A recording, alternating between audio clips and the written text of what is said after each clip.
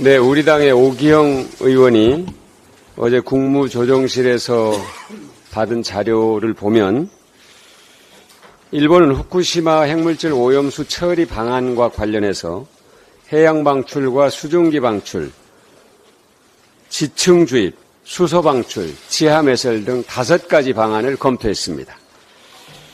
각각의 비용을 보면 해양 방출이 310억 원, 수증기 방출이 3,200억 원, 수소 방출이 9,100억 원, 지하 매설이 2조 2천억 원, 그리고 지층 주입은 최대 3조 6천억 원이 드는 것으로 돼 있습니다. 그런데 우리나라 원자력 안전위원회는 일본이 검토한 이 5가지 방안에 대해서 독자적으로 특수성이나 위험성 등을 검토한 사실이 전혀 없습니다.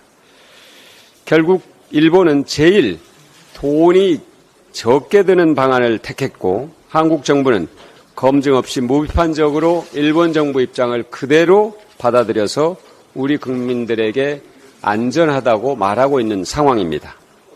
지금이라도 정부와 국민의힘은 일본 정부를 상대로 해야 할 일을 해야 합니다. 민주당이 제안하는 7개 사항을 일본 정부에 요청하고 반드시 관철할 것을 강력하게 정부와 국민의힘에 촉구합니다. 첫째, 일본 정부에 내년 초까지 최소 6개월 동안 해양 투기를 보류할 것을 요구하는 것입니다. 그리고 이 기간 동안 한국 정부와 일본 정부가 상설 협의체를 구축해서 포괄적으로 환경 영향 평가 등을 시행하는 것입니다. 셋째로 상설 협의체 안에 한일 전문가 그룹을 설치하고 일본이 검토했던 5가지 방안을 공동으로 재검토하는 것입니다. 18개 태평양 도서국의 전문가들도 합류할 수 있으면 더 좋을 것입니다. 넷째, 이재명 당대표가 교섭단체 대표연설에서 제시했듯이 안전한 처리 방안이 확인됐을 때 그 방안으로 해서 생기는 재정 비용을 우리나라와 주변국들이 지원하겠다고 제안하는 것입니다. 5째, 국제사회의 객관적 검증을 요청하는 것입니다. 일본이 분담금을 3번째로 많이 내는 IAEA의 검증 공정성에 국제사회에 우려가 있다는 것을 인정해야 합니다. 6째, 한일 양국이 자국민을 설득하는 작업을 적극적으로 해야 합니다. 일본은 후쿠시마현 주민과 어민 그리고 인근 지역의 주민과 어민 그리고 유통업자들이 대부분 반대하는 입장이고 우리나라 국민은 85%가 반대합니다. 7째, 서로 합의한 보류 기간이 종료되면 즉각적으로 국제해양법 보류 기간이 종료되면 즉각적으로 국제해양법 재판소에 대한 잠정 조치를 청구하고 그 결과를 한일 양국이 받아들이는 것입니다. 잠정 조치 재판은 1달 정도의 짧은 기간 안에 신속한 판단을 받아볼 수 있습니다. 일본이 후쿠시마 원전 오염수 해양 투기를 위한 해저 터널 공사를 끝내고 내일 28일 최종 점검을 남겨놓고 있습니다. 사실상 결론이 정해진 IAEA 최종 보고서가 발표되면 일본은 밸브를 열고 원전 오염수는 우리나라와 인근 나라의 바다로 흘러들게 될 것입니다. 시간이 없습니다.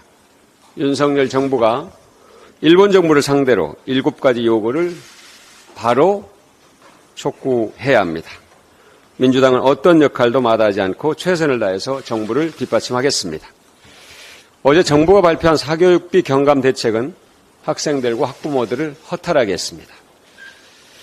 최근 학부모 학생들의 불신과 불안, 불확실성을 조금도 없애지 못했습니다. 킬러 문항에만 집착해서 새로운 수능 출제 방향을 명확하게 제시하지 못했고 사교육비 대책은 본질에서 벗어난 내용을 나열하는 데 그쳤습니다. 킬러 문항은 그동안 사교육비의 원인 가운데 하나로 지목됐고 개선을 위한 다양한 시도가 있었습니다. 그러나 정부는 얼마 전까지 킬러 문항이 존재하지 않는다면서 우리 당의 강민정 의원이 제출한 킬러 문항 방지법을 강하게 반대했었습니다. 그런데 대통령의 말 한마디에 단 열흘 만에 대책을 만들어서 30년 된 수능시험의 난이도 문제를 해소하겠다고 나섰습니다.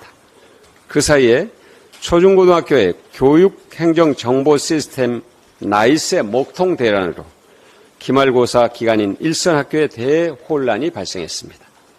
일부 학교는 기말고사를 연기하고 시험 문제와 답안이 유출되는 초유의 사태가 벌어졌습니다.